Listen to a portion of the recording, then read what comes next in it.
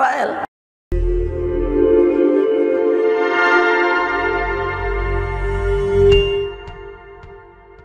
Bapak Ibu sekalian yang dimuliakan Allah, uhayyikum bi tahiyatil Islam, tahiyati ahlil jannah. Assalamualaikum warahmatullahi wabarakatuh. Kita bersyukur pada Allah Subhanahu wa taala.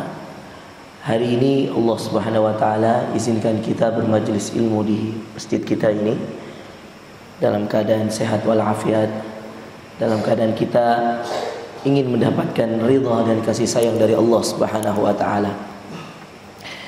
Banyak hal Bapak Ibu yang dimuliakan Allah yang terjadi di dunia ini yang merupakan kehendak kita. Allah izinkan. Ini namanya taufik. Diusahakan, dicari, diminta, didoakan, yang kemudian Allah izinkan terjadi, maka inilah yang dinamakan taufik. Sering mungkin Bapak Ibu dengar para khatib Jumat atau khatib ustadz-ustadz mengatakan semoga Allah memberikan taufik dan hidayah. Atau mungkin ada di antara Bapak Ibu adik-adik sekalian yang namanya taufik. Pernah tahu arti dari taufik itu apa Bapak Ibu sekalian? Taufik itu berarti semua yang Anda inginkan, semua yang Anda cari, semua yang Anda usahakan, semua yang Anda ikhtiarkan, semua yang Anda damba-dambakan, lalu Allah izinkan itu terjadi. Ada yang minta jodoh. Setelah dia berdoa, dia menyebut nama fulan. Ya Allah, semoga jodoh saya dia ya Allah. Dia minta, dia usahakan, dia datang ke orang tuanya, dia melamar. Lalu kemudian Allah ijabah. Ayah dari sang perempuan itu mengijabah. Lalu kemudian memberikan anak perempuannya kepada. Ini yang dinamakan taufik.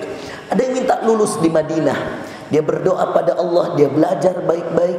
Lalu kemudian dia minta, ya Allah semoga saya lulus di Madinah.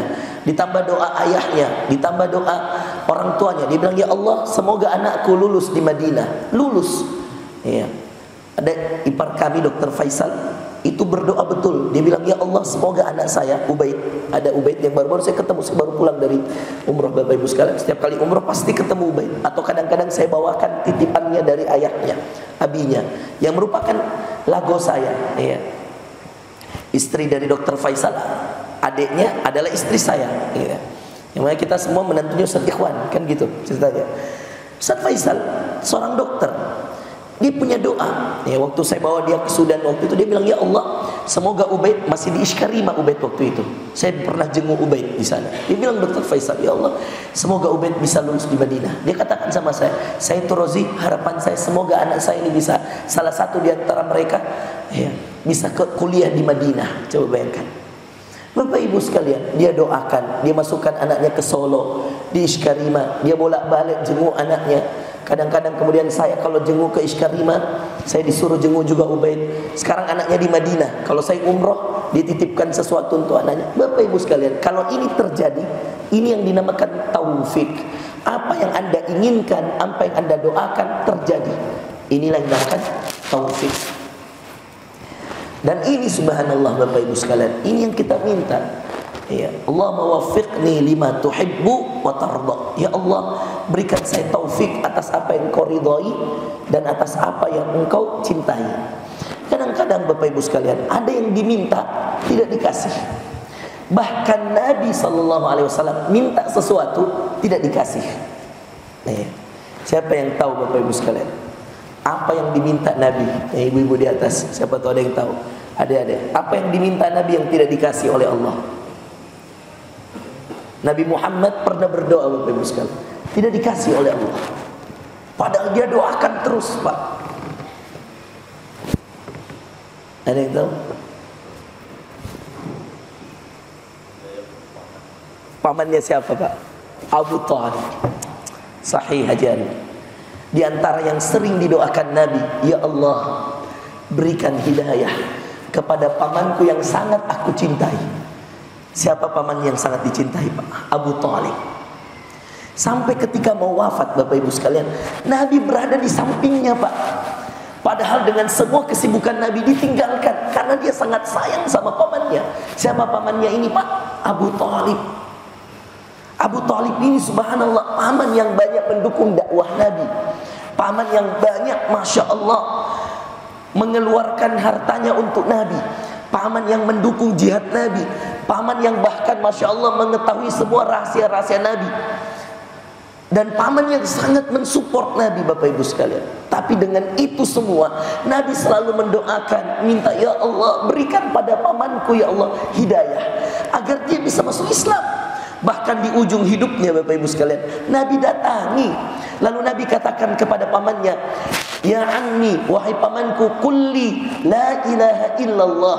Cukup katakan wahai paman. Ini sampai Nabi mengatakan seperti ini. Perhatikan Bapak Ibu sekalian, kulli, katakan sama saya 3 kata, la ilaha illallah, tidak ada Tuhan selain Allah.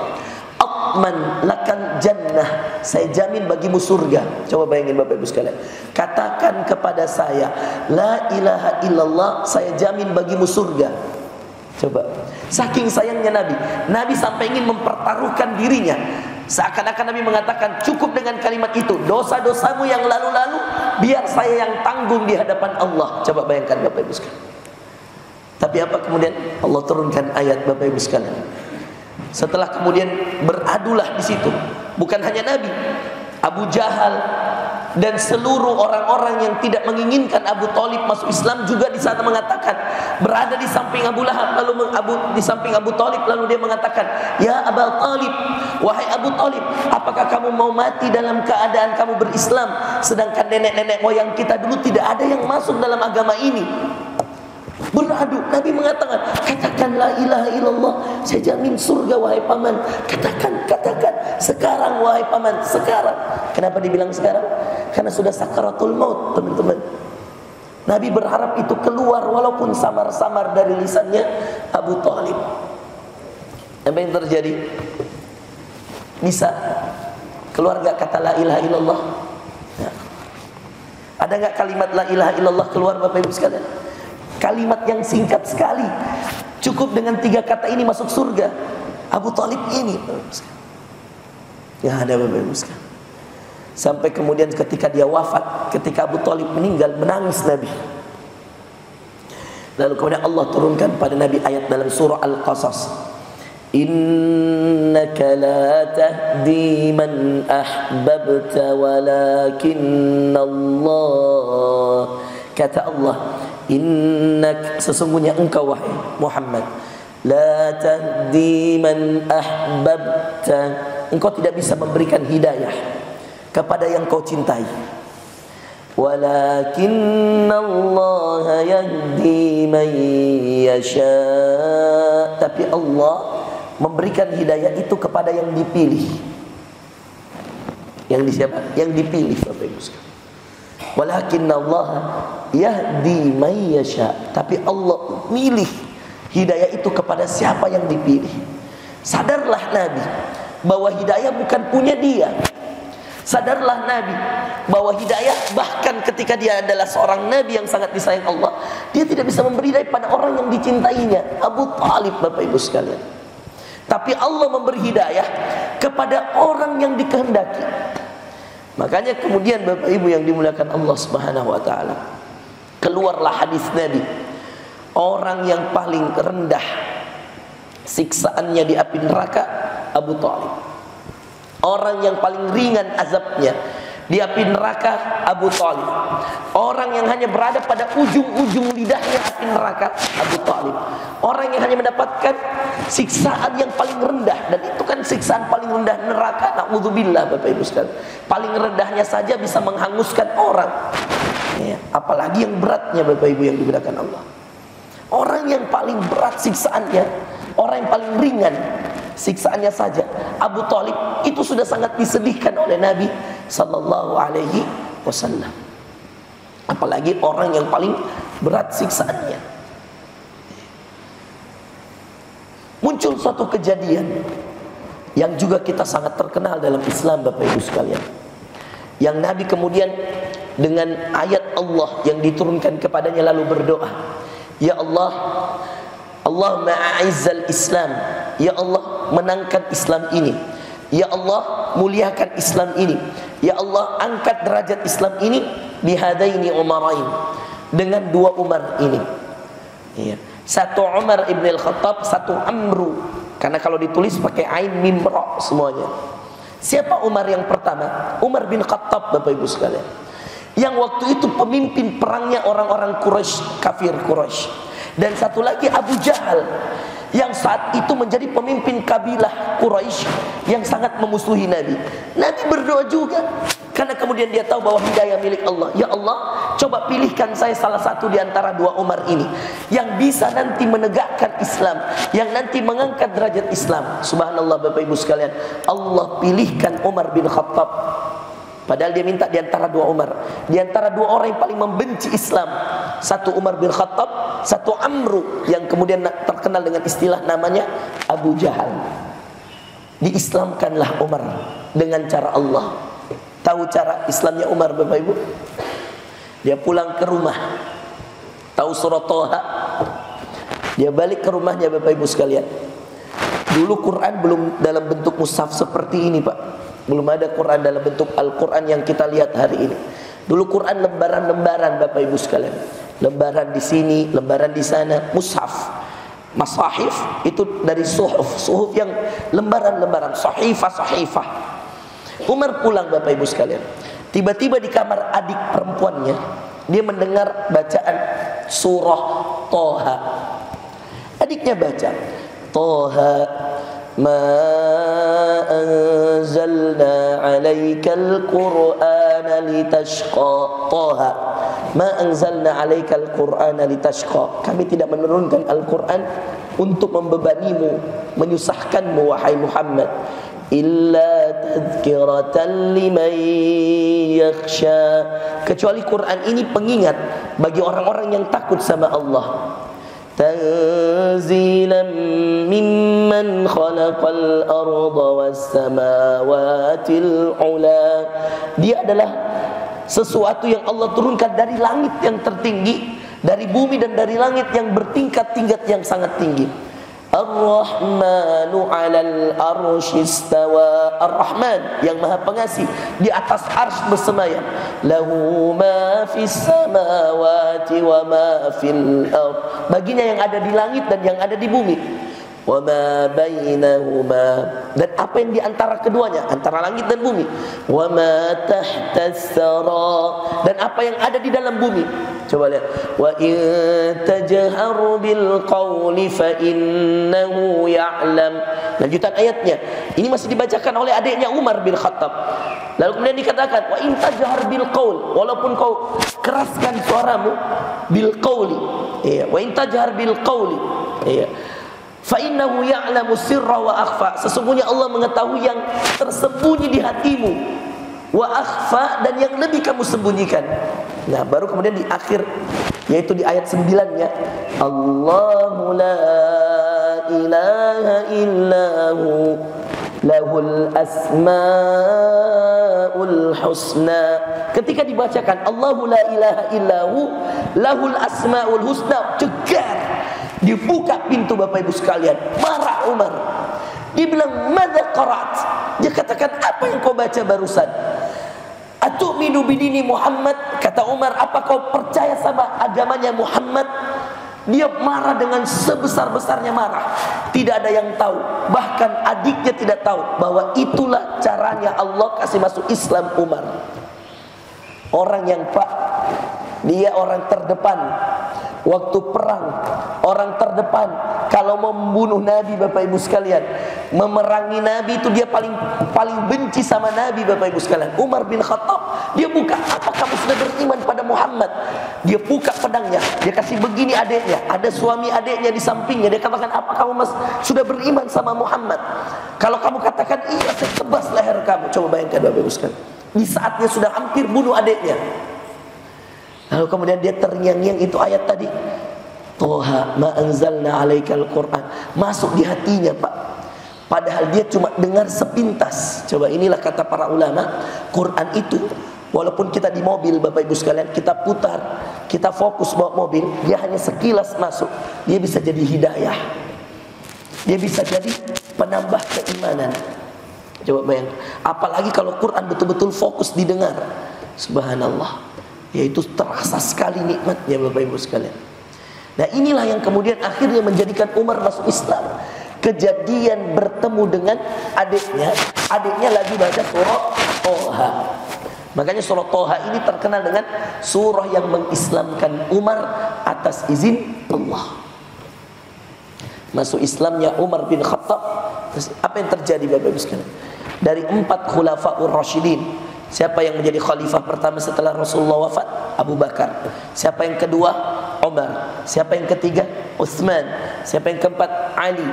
Dari 4 khulafaur rasyidin Bapak Ibu sekalian, yang paling luas ya, perluasan Islam ketika dia memimpin Umar. Ya, ditaklukkan Baghdad, ditaklukkan Syam, ditaklukkan daerah Uzbekistan Bapak Ibu sekalian, ditaklukkan Andalusia, ya, Maroko, Spanyol. Hari ini Anda lihat itu di zaman Umar bin Khattab radhiyallahu anhu. Afrika, Habasyah, luas sekali Pak. Tidak ada khalifah yang lebih luas ya, daerah yang dia kuasai ketika dia memimpin daripada 2 Umar. Umar bin Khattab dan datang setelahnya Umar bin Abdul Aziz. Makanya kalau mau jadi pemimpin, ya ini musim politik ya. Kalau ada yang mau jadi pemimpin, saya selalu sarankan, kalau Anda mau nyalek, Anda mau jadi presiden, Anda mau jadi apapun Bapak Ibu sekalian, saya katakan sama orang yang biasa datang ke saya bilang, baca Ki sirahnya 2 Umar, Umar bin Khattab atau Umar bin Abdul Aziz, supaya Anda ketika memimpin, Anda ada role model, Anda ada contoh. Kemudian Anda pelajari baik-baik bagaimana Umar bin Khattab memimpin, bagaimana Umar bin Abdul Aziz memimpin Bapak Ibu sekalian. Ini boleh disampaikan ke keluarganya tentang 2 Umar yang sangat mulia dalam Islam. Dan ternyata masuk Islamnya Bapak Ibu sekalian tidak pernah dia planning. Orang yang mendakwahi dia tidak ada yang berani Bapak Ibu sekalian. Ternyata dia masuk Islam gara-gara apa? Bacaan Quran sembunyi-sembunyinya siapa? Adiknya, adik perempuannya. Itulah agama.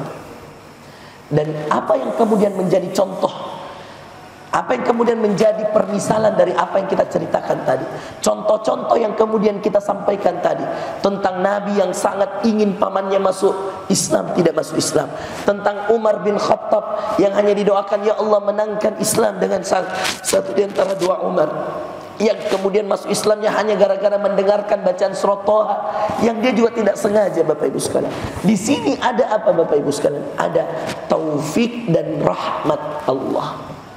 Makanya tadi Bapak Ibu sekalian, kalau kita minta sesuatu terjadi, maka itu taufik.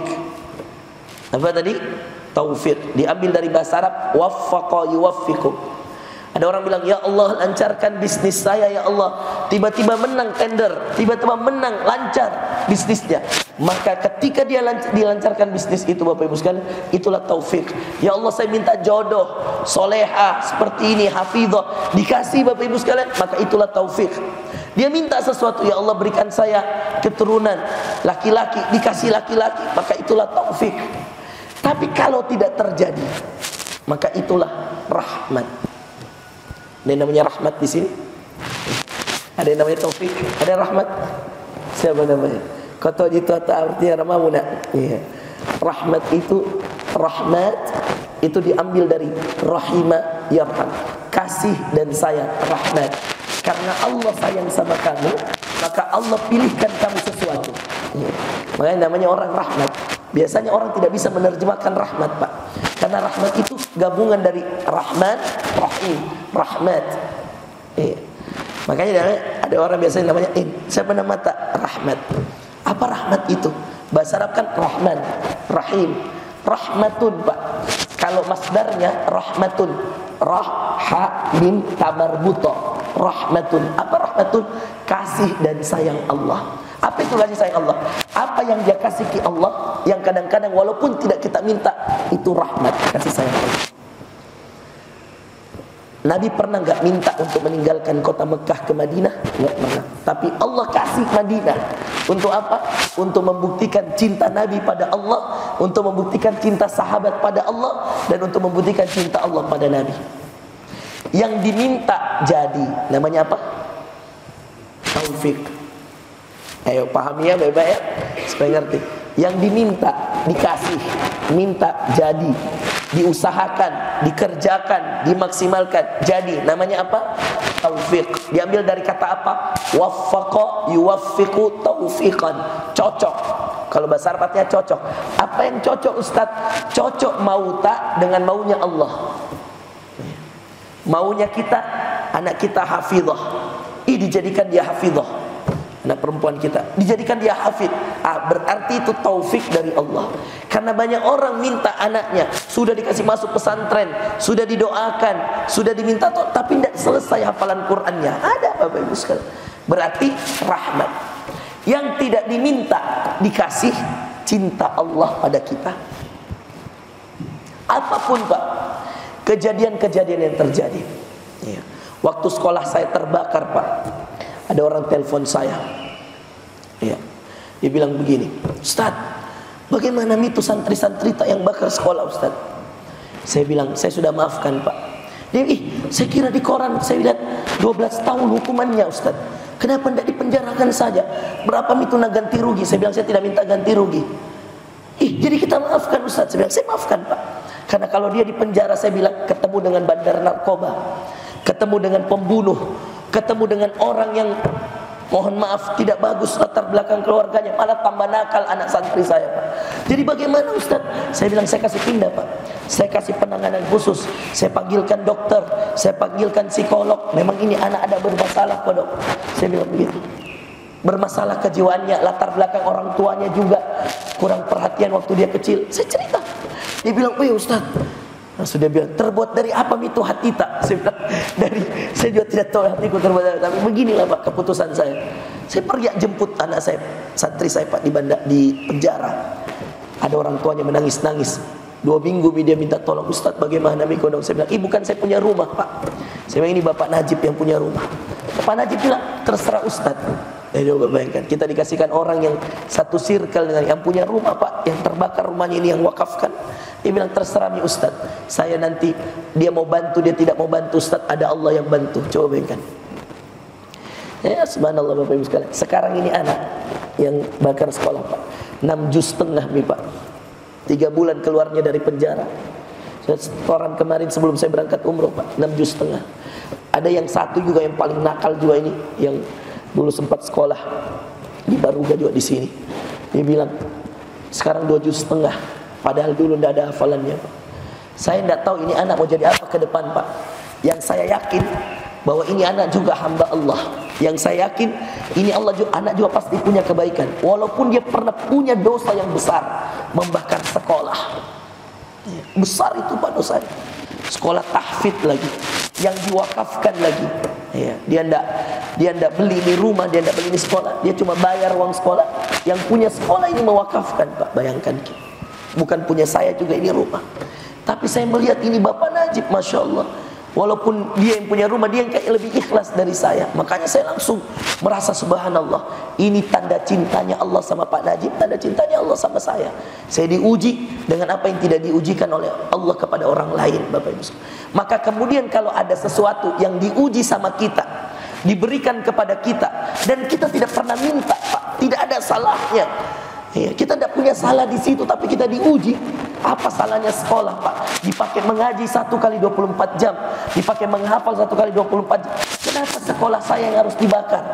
Nah banyaknya sekolah-sekolah yang na'udzubillah Pak, mengajar anak-anaknya yang buruk dan seterusnya. Mungkin ada sekolah yang lebih buruk dari sekolah saya. Kenapa bukan itu? Tapi bukan begitu cara berpikir kita. Gimana kita ubah?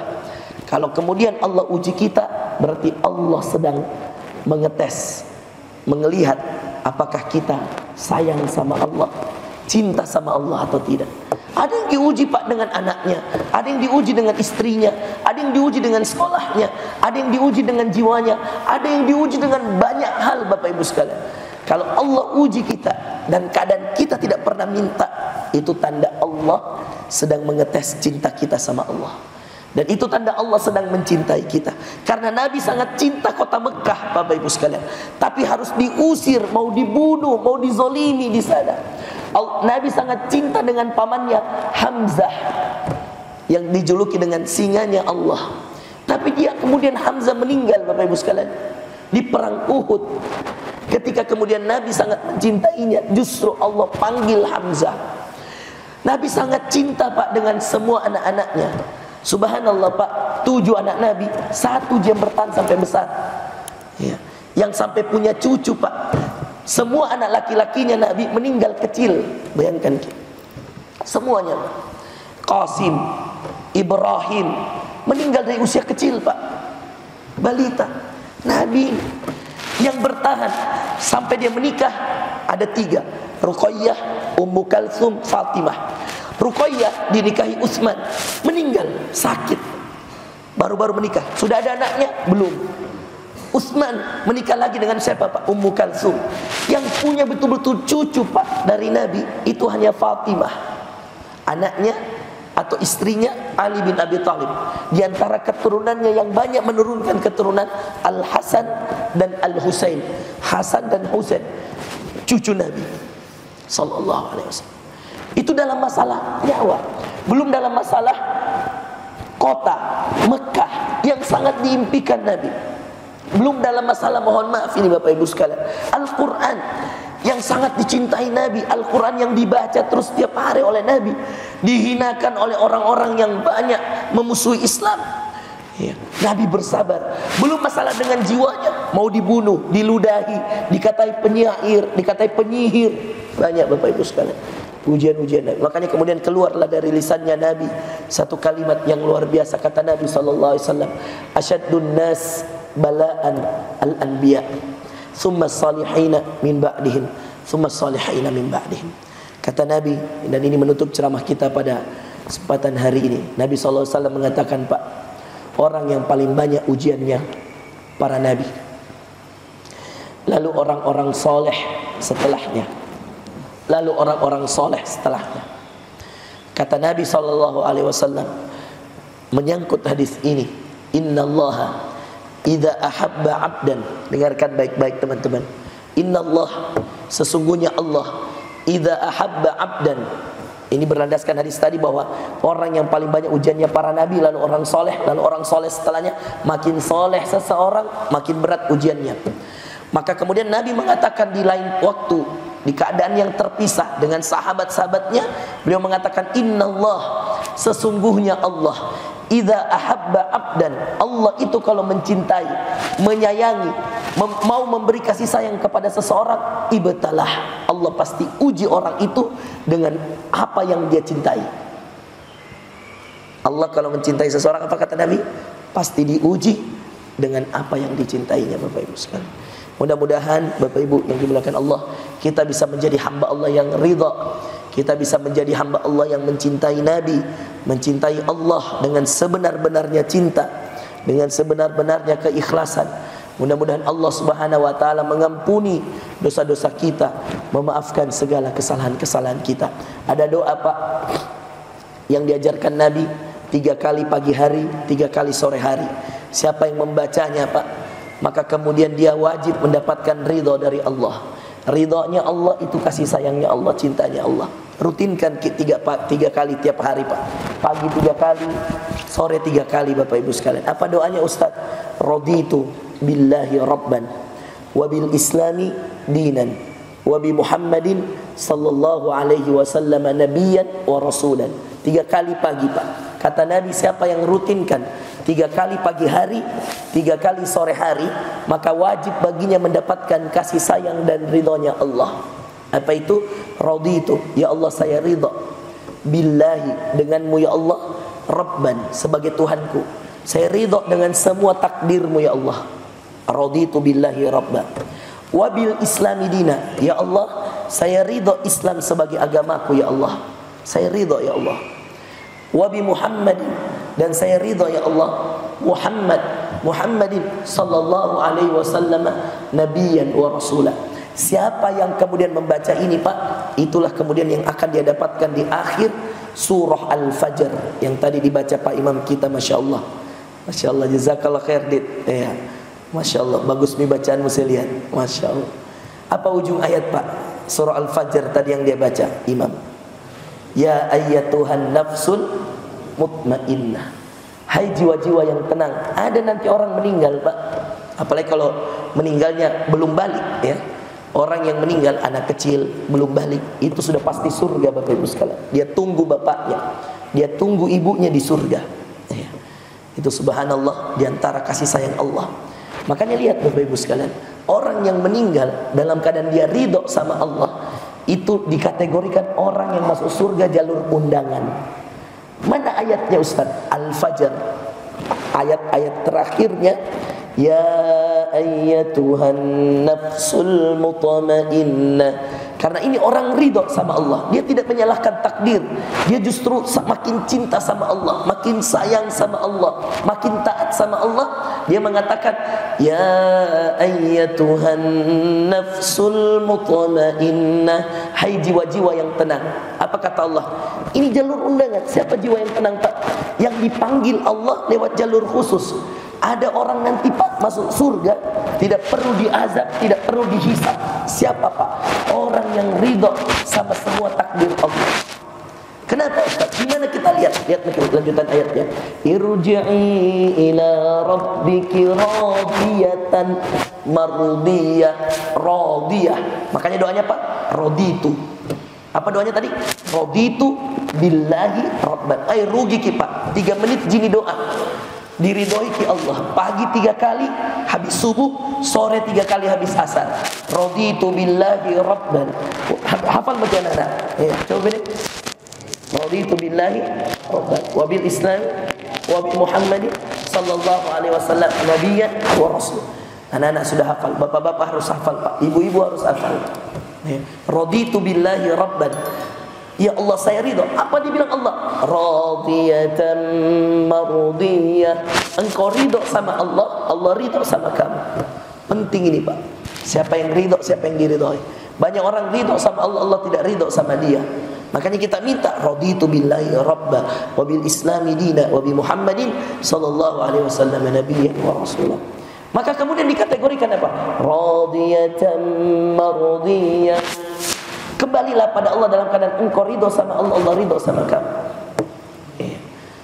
Kemudian dikategorikan fadkhuli fi ibadi wadkhuli jannat. Masuklah ke dalam hambaku yang aku ridhoi dan masuklah ke dalam surgaku. Inilah tema kita, Bapak Ibu sekalian, hari ini, mengejar kasih sayang Allah. Dan salah satu cara untuk mengejar kasih sayang Allah, ridha atas setiap apa yang Allah berikan kepada kita dari nikmat, ridha atas setiap apa yang Allah berikan dari ujian. Itulah yang kemudian menjadikan kita hamba Allah yang makin taat, makin soleh kepada Allah Subhanahu wa taala. Semoga bermanfaat, Bapak Ibu yang dimuliakan Allah. Hasbunallah wa ni'mal wakil, ni'mal maula wa ni'man nasir. Kita tutup dengan kafaratul majlis. Subhanakallahumma wa bihamdika asyhadu an la ilaha illa anta astaghfiruka wa atubu ilaik. Wa akhiru da'wana alhamdulillahi rabbil alamin.